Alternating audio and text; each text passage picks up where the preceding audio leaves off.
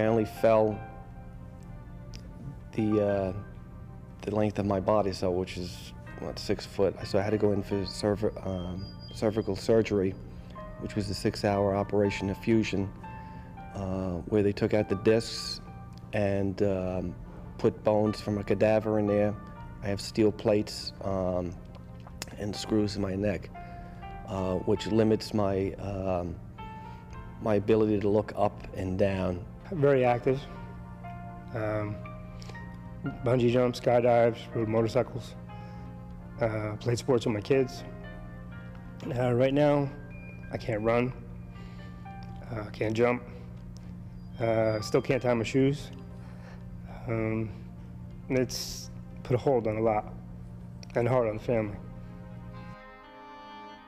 In far too many cases, when workers are injured or killed on the job, it's their loved ones who suffer the most. About 2 in the morning, I was awoken by someone screaming on the answer machine. I could hear his manager saying, "Millie, pick up, pick up." So finally, after he kept calling and woke me up, I answered, and he said that Dan had fallen and that he was in the hospital. We had an extremely happy marriage, which is rare, and I just miss him. I loved him so much, and he loved me so much that it's hard to believe that that wasn't going to be forever.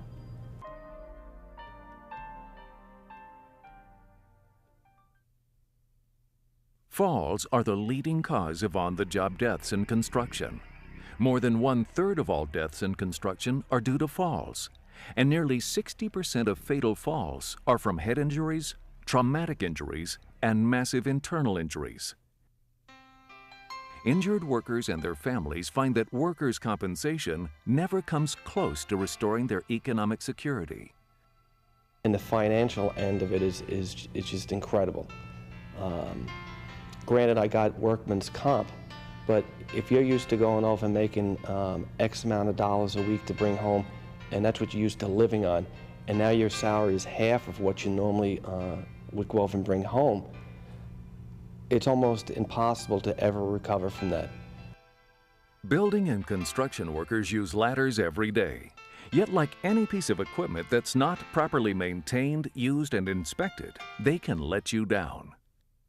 In fact, your very first step should always be to think about the right ladder for the job. This includes the type of ladder, the length of the ladder, its duty rating, and the ladder material. Assess whether you need a self-supporting ladder like an A-frame or a portable ladder. To determine the maximum working height on a portable ladder, check the duty rating sticker for its highest standing level and add 5 feet. Also, check the duty rating sticker to be sure that it can support the weight of you and your tools. Construction jobs should use Type 1, 1A, or 1AA, which hold up to 250, 300, and 375 pounds respectively. Here's a basic checklist of what to look for each and every time you set up a ladder. Check all of the ladder parts for cracks, bends, splits, or corrosion. Check all rungs and step connections. Make sure the feet work properly and have slip-resistant pads on the feet. Make sure rung locks and spreader braces are working. Be sure all bolts and rivets are secure. On extension ladders, make sure the rope and pulley work, and the rope is not frayed or tangled. Finally, make sure that the steps, rungs, and other ladder parts are free of oil, grease, and other materials. If you find any damage to a ladder, label it "Do Not Use" and remove it from the worksite for repair or disposal. You really got to weigh what you're going to get. You're taking a chance on this bad ladder for a day's pay, but look what's going to happen if maybe you'll get this day's pay if you get away with it. But if you don't get away with it, what's going to happen to your family, to you, to the people around you? Over the past decade, the number of people who've died falling from a ladder has nearly tripled, and thousands of workers have suffered disabling falls. Ladder inspection and maintenance are important components of any fall protection program. But even the best maintained equipment can fail if it's not set up properly. Here is a basic checklist for setting up a portable straight or extension ladder. The first step is to position the ladder in the safest location possible. Avoid location hazards such as entry and exit doors, vehicular and pedestrian traffic, uneven flooring, or landing points. Don't use a ladder in windy conditions, and it's recommended that you stay at least 10 feet away from overhead power lines. Once you find a safe location, you need to prepare firm, level footing. If you don't provide a level base, the ladder will become unstable when a worker climbs it. To set a ladder at the proper angle, the base should be 1 foot from the wall for every 4 feet in height. That makes a 75-degree angle. An easy way to estimate this angle is to put your toes at the ladder base and extend your arm. Your hand should just reach the ladder rungs. If the rungs are too close to you, the ladder angle is too steep. If the rungs are too far from you, the ladder angle is too broad. Make sure to extend the side rails at least 3 feet above the upper level. This allows you to move safely from the ladder to the landing. Brace or tie off the ladder near the base. If there is no structure to tie off to, then you can tie it off to a stake in the ground behind the ladder. While getting help to hold the ladder in position, secure the top of the ladder so that it cannot move away from the wall or move laterally. Lashing a rung to an anchor is one way to secure a ladder. Make sure the anchor will hold. Barricade or rope off the area around the bottom of the ladder to protect it from traffic. Keep the area around the ladder clear of any potential hazards. Clear away debris, clutter, and obstructions from the areas around the bottom and the top. A stepladder is not designed to work in the closed position and should never be used when leaning against a wall. Now that your ladder is positioned safely, you're ready to use it. Nothing to it, right?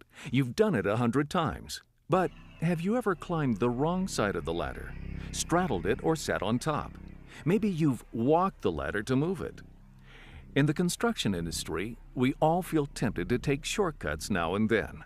But shortcuts can end up taking more time, especially when there's an accident. The accident wouldn't have happened if we followed normal procedures, just one man on a ladder. Preventing accidents like this is why it's so important to follow this basic checklist for climbing a ladder each and every time. You must face the ladder whenever you step on it. Never climb up or down a ladder facing out. Follow the belt buckle rule by keeping your body centered within the side rails of the ladder. Use three-point contact. This means that you have 2 hands and 1 foot, or 1 hand and 2 feet in contact with the ladder at all times.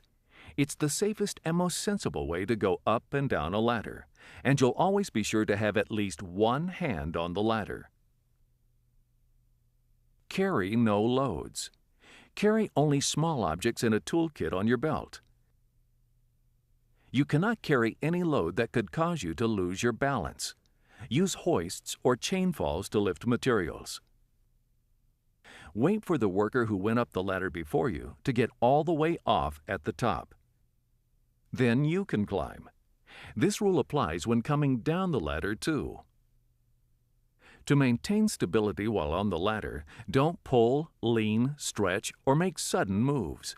These could all cause you to lose your balance. And never try to take a shortcut by walking a ladder over to a new position.